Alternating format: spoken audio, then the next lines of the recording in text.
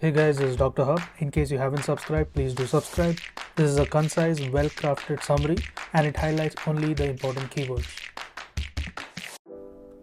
Management of the breast cancer. So to begin with the management, first is the early invasive breast cancer. So under the early invasive breast cancer, this includes the stage 1, 2A and also the 2B.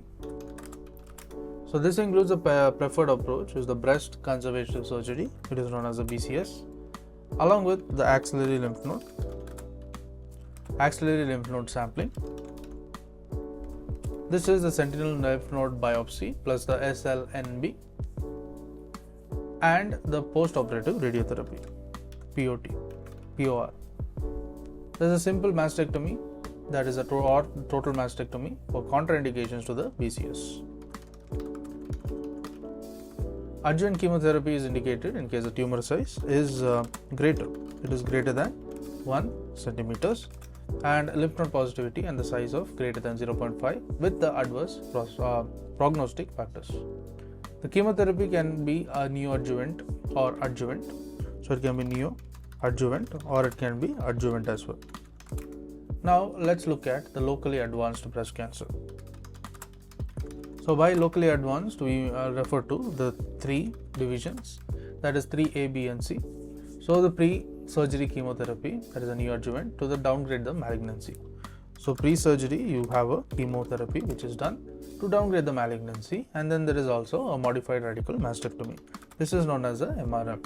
So this is after downstaging. Then post-surgery there is a radiotherapy to prevent the recurrence. So post-surgery there will be a radiotherapy and this is to prevent the recurrence. The management, it includes the neoadjuvant chemotherapy. So this is nothing but the NACT plus the MRM and the RT, modified radical mastectomy, as well as the radiotherapy. Next, moving on to the metastatic breast cancer. So here in the metastatic breast cancer, the 2 principles, it is to prolong the survival as well as the quality of life. So you have to survive as well as provide the quality of life. The chemotherapy prolongs the survival, but it has side effects. So chemo has the side effects, and the choice between the hormone and therapy and the chemotherapy is based on the patient status.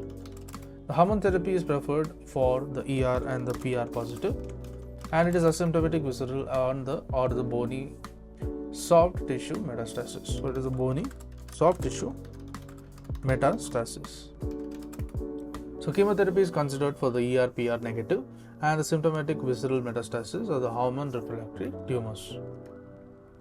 Next is moving on to the radiotherapy.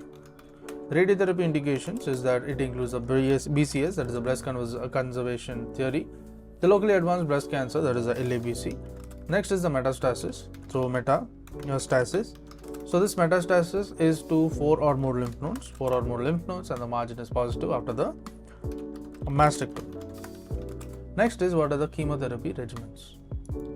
So here in the chemotherapy regimens, there are 2 regimens. One is the CMF. The CMF stands for the cyclophosphamide, methotrexate, as well as the CAF. Cyclophosphamide, methotrexate and the 5-fluorouracil, that is the CMF. CF stands for the cyclophosphamide, adriamycin, A for adriamycin. Then comes 5 is nothing but the 5-fluorouracil. So C and F are the same, that is the cyclophosphamide and the 5-fluorouracil. M can be methotrexate or it can be adriamycin. Now CAF is usually preferred, typically 6 cycles. So CAF is usually preferred, and typically it is 6 cycles. So there is the adriamycin resistant breast cancer. It is treated with the taxanes. So in case it is resistant to adriamycin, it is done by taxanes. And that is there is a docetaxel as well as a paclitaxel, or the newer drugs, that is a ixabepilone. Ixabepilone. These are the drugs. Then comes the lapatinib, lapatinib. So lapatinib is a second line drug for the HER2 and EU2 positive breast cancer. HER and NEU2, HER2 and NEU2 positive. Then moving on, there is the sunitinib. So what is the sunitinib? Sunitinib is used in the refractory metastatic breast cancer. Then you have the trastuzumab. The trastuzumab is it works on binding the HER2. Trastuzumab is works on the binding of HER2, a protein involved in the cell growth. It is involved in the cell growth, as well as it is found in the large amounts of some cancer cells. Now let's look at some the hormone therapy options. Hormone therapy options, that is presence of the estrogen. Estrogen has a positive effect on the breast cancer cells. Then ovarian ablation. Ablation is there is a bilateral oophorectomy, or the LHRH agonist, that is a goserelin and the leuprolide. Next you have the SERM. SERM is the tamoxifen and raloxifene. Tamoxifen as well as a raloxifene. Now aromatase inhibitors is nothing but AI.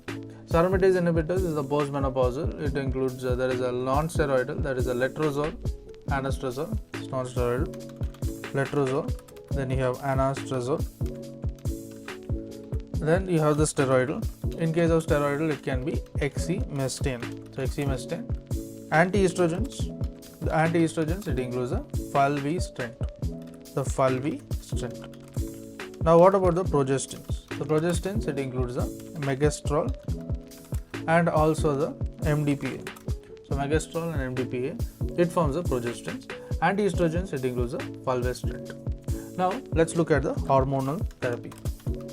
The hormonal therapy, the choice depends on the menopausal status. The tamoxifen for the premenopausal. So tamoxifen you give for premenopausal, aromatase inhibitors in case of the postmenopausal. Now when you look at tamoxifen, the dose given is about 10 mg and this is BD for 5 years. And we discussed tamoxifen is for the premenopausal age group. So the patient antagonist of the breast cancer, it's a potent antagonist, and this is for the breast cancer as well as the BV, that is the blood vessels. So it should be avoided in case of the postmenopausal patients. To learn and grow daily like this, please do subscribe.